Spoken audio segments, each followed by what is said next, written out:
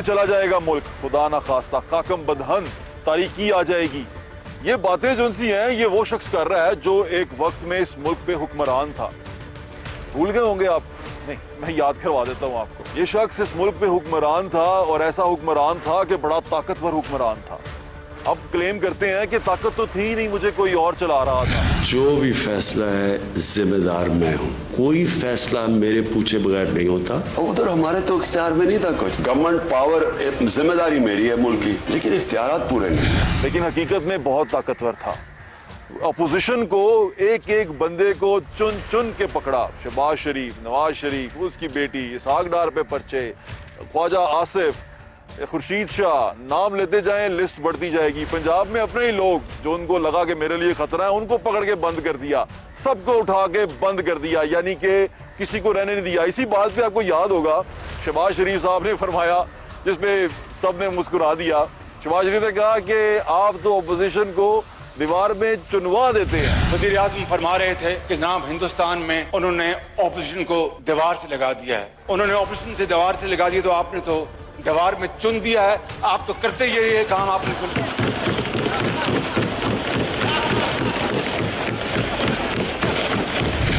मुस्कुराहट आपने देखी, क्या खूबसूरत मुस्कुराहट थी। और अब जो चेहरे पे तकलीफ है वो भी आप बड़ी शिद्दत से देख रहे होंगे। फरमाते हैं कि मुझे किसी चीज की कमी नहीं है, मेरे पास तो सब कुछ है। मुझे किस चीज की कमी थी? मुझे तो सब कुछ मिल गया, मेरे पास तो हर चीज थी, मैं तो कुछ भी लेना नहीं चाहता था। अल्लाह ने इमरान खान को जो दे दिया है, मैं अपनी ख्वाबों में भी नहीं सोचता था कि वो मुझे इस तरह की इज्जत देगा। और इंसान क्या चाहता है दुनिया में? इज्जत ही चाहता है। इंसान के तो पैसे बनाता है इज्जत के लिए, पावर में आता है इज्जत के लिए। तो जब अल्लाह ने इतनी इज्जत दे दी है तो मुझे और क्या मिल सकता है? लेकिन मैं उनको बताना चाहता हूँ वो क्या लेना चाहते थे। वो इक़्तिदार लेना चाहते हैं। उनकी हुकूमत थी पंजाब में, जबकि परवेज इलाही साहब आज फरमाते हैं कि अगर खान साहब ने थोड़ा सा और इंतजार किया होता तो आज लोग नून लीग का नाम लेना भूल जाते। हम तो चाहते थे कि लोगों को डिलीवर किया जाए, लोगों को उनकी जिंदगियां आसान बनाई जाएं, उनकी जिंदगी की तकलीफें दूर की जाएं। परवेज इलाही साहब ने बड़ी कोशिश भी की है करने की, लेकिन खान साहब के ऊपर धुन ये सवार थी कि भाई मैं कहाँ हूँ। परवेज इलाही तो उस पावर में है, उधर महमूद खान पावर में है, तो उधर तनवीर इलियास पावर में है, मैं कहाँ हूँ?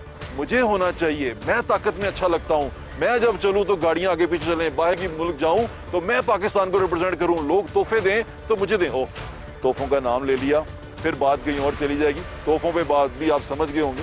तो तोहफों से हटके, हर चीज से हटके बात सिर्फ इतनी सी है कि खान साहब को इक़्तिदार चाहिए, पावर में आना चाहते हैं, पावर में आके सब कुछ करना चाहते हैं। चले मैं आपकी थोड़ी सी मेमोरी और रिफ्रेश करता हूँ। वैसे रिफ्रेश करता हूं, मैं आपको ये दिखाता हूं कि जब ये पावर में नहीं थे, यानी कि 2018 से पहले 13 के उस साल के अंदर ये क्या क्या क्लेम किया करते थे। कहते थे कि मुझे 100 दिन चाहिए, बस सब कुछ ठीक हो जाएगा, मैं 3 से 4 लोगों की काबीना रखूंगा, सब कुछ ठीक हो जाएगा, बस 100 दिन के अंदर आपको सब कुछ नजर आ जाएगा, ये फरमाया करते थे। नहीं यकीन आ रहा? एक दफा सुन लें। 100 भी नहीं, 90 दिन क्लेम करते थे। फिर हमने कहा चलो यार लीडर है, इस पे एतबार करना चाहिए। क्या बेहतरीन आदमी, पर्सनैलिटी हो, टिकटॉक बन रहे हैं, चल के आ रहे हैं, पीछे म्यूजिक स्लो मोशन में लगा हुआ है, यार क्या कमाल लग रहे हैं यार। लेकिन हमें लीडर चाहिए भाई, मुल्क को मुश्किलात से निकालने वाला लीडर चाहिए। वो चाहे लूला लगड़ा स्टेचर पे बैठा हुआ भी हो, जहन रखता हो, मुल्क को इस तमाम परेशानी से निकालने वाला हो, बेहतरीन होता है। लेकिन हमारे खान साहब जो से हैं, वो जब 100 दिन प्राइम मिनिस्टर रह चुके तो वो वहां पर आके उन्होंने पहला क्लेम तो ये किया कि मैंने परेशानी देखी, मैंने मुल्क में तकलीफ देखी, मैं टीवी देख रहा था तो मैंने बुशरा बीबी को कहा कि देखें कितना मुल्क में जुल्म हो रहा है। उसने कहा ओ खान साहब, ओ वजीर आज़म तुसी हो यार, खुदा दा वास्ता है ठीक करो। उन्होंने फरमाया ये खान साहब। कुछ जुल्म टीवी पे देखता हूँ, गुस्सा चढ़ता है तो बुशरा बेगम साथ होती है, मैं कहता हूँ देखो ये कितना बड़ा जुल्म हो रहा है, तो वो कहती है आप प्राइम मिनिस्टर हैं, मुझे अभी तक बताना पड़ता है कि मैं प्राइम मिनिस्टर हूँ। लेकिन खान साहब फिर यहाँ पर नहीं रुके। 100 दिन के बाद, 100 दिन का प्लान था, खान साहब आ गए हुए थे 100 दिन के बाद। उन्होंने जो हमें एक बहुत बड़ा प्लान दिया जिससे मुल्क की इकोनॉमी बूस्ट करनी थी, मुल्क ने ऊपर जाना था। असद उमर जैसा दिमाग उनके साथ था, वो रज़ाक दाऊद जैसा बंदा उनका एडवाइजर था। ये इतने बड़े लोग, बड़े बड़े बिजनेस करने वाले। हम बैठे सोच रहे थे कि पता नहीं कितनी बड़ी प्लान देने वाले हैं, कितना बड़ी सिमत बताने वाले हैं, मुल्क पता नहीं क्या बनने वाला है। क्योंकि खान साहब वजीर आज़म है, लेकिन वजीर आज़म साहब आके फरमाते हैं अंडे ले लो, कट्टे ले लो, मुर्गियां ले लो। परेशान हो गया। मैं नहीं परेशान हुआ, वहां बैठे हुए लोगों की हंसियां छूट। देसी मुर्गियां, हमने देसी मुर्गियों की उनको अंडे देंगे, बच्चे देंगे। ये मैं आज आपको वो चीजें बता रहा हूं जिसमें अरबों डॉलर की जरूरत नहीं है। मुर्गियां भी होंगी, अंडे भी होंगे बेचने के लिए। तो ये एक गरीब, मेरी सारी चीजें वो हैं जो गरीब लोगों को ऊपर उठाने के लिए हैं सर। देनी थी 1 करोड़ नौकरियां, 50 लाख घर, लेकिन दिए क्या? अंडे, मुर्गे, कट्टे, बकरियां और ये तमाम चीजें। ये 1 करोड़ से भी ज्यादा नौकरियां होंगी और ये जो घर हैं ये इंशाल्लाह 50 लाख जरूर क्रॉस करना। ये मुझे समझ नहीं आ सकी बात कि ये प्लान क्या है। फिर मैंने सोचा कि फिर दोबारा और टाइम दो, क्योंकि अभी तो 100 दिन गुजरे हैं, और टाइम देके देखें, शायद ये मुल्क के लोगों के लिए बेहतर हो, शायद ये लोगों के लिए कुछ अच्छा काम करें। लेकिन जो ही 2 साल गुजरे, 2 साल के बाद खान साहब एक इंटरव्यू देते हुए फरमाते हैं मैं तो सीख रहा था। वहां पर जाके और मोराल डाउन हो गया, यार ये अभी तक सीख रहे थे। यानी कि 2 साल हमारे ऊपर हुकूमत मुसल्लत रहने के बाद एक बंदा फरमा रहा है कि मैं सीख रहा था।